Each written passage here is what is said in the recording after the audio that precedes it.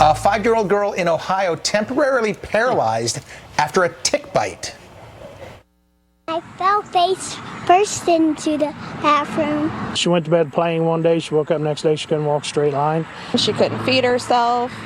She got to the point where she couldn't breathe on her own. Wow. Her condition baffling doctors until her mom discovered 2 ticks behind her ear, and they determined she was suffering from tick paralysis. So how common is this, and how can it be avoided? Here to help us separate fact from fiction is infectious disease and emergency medicine specialist, Dr. Amesh Adalja. Thank you very much for being here, doctor. So I'll be honest, I'm guilty of saying, oh, it's just a tick. You know, come on, people make too much of these issues, but this is a real thing.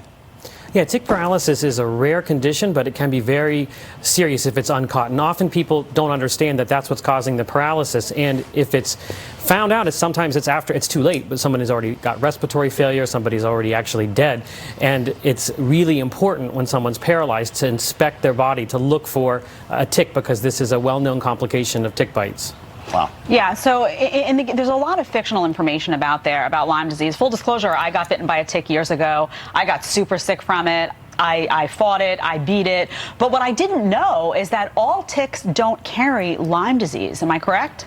Right. There are a whole host of ticks that are out there in the environment, and not all of them have the capacity to transmit the Lyme bacteria, and none of them, and not every one of the deer tick that transmits Lyme actually has the Lyme bacteria. But tick paralysis is something different. This is actually a neurotoxin in the saliva of the tick that causes this. So it has nothing to do with Lyme disease. It's a totally different tick, and it's something that is just in their saliva.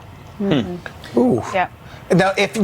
Once you remove the tick, though, doesn't that sort of stop the situation whatsoever? Like, they took these 2 ticks off this girl, and she got better quite quickly. Right. It's almost like a miraculous type of recovery. The ticks are removed, and then within hours, the paralysis lifts. And I think that it's very dramatic, and sometimes TV shows dramatize someone with paralysis, and the doctor looks like a huge hero just for pulling off these ticks. But But it's something important to do. There's a lot of misinformation, as we mentioned. Is it true that almost all cases of a tick bite include a bullseye rash as something to look for? No. So the bullseye rash is something that's associated with Lyme disease, and not every case of Lyme disease will have that bullseye rash. But when it's there, it's a very good sign that that person has acquired Lyme disease. But not everybody has that rash, which is part of the whole mystery of Lyme disease, that not everyone gets the rash, and sometimes these diagnoses get missed because the rash isn't present. Okay, our screen said fact. Our screen said fact. That's actually, that was fiction. It's fiction. You were correct, doctor. You were correct, doctor. And what about the question of the severity of the illness and whether or not it can be fatal if not recognized and treated? So are you talking with tick paralysis? Tick paralysis can be fatal if it's missed. Mm-hmm. Lyme disease is usually not fatal.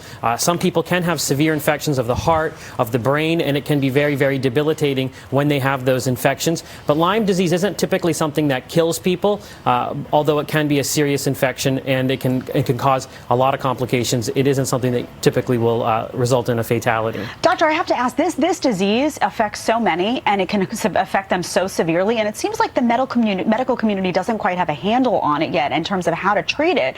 So many people wind up with lingering symptoms. Are you hopeful at all that at some point the medical community will have a better hold on treatment for this illness that can be really paralyzing for a lot of people?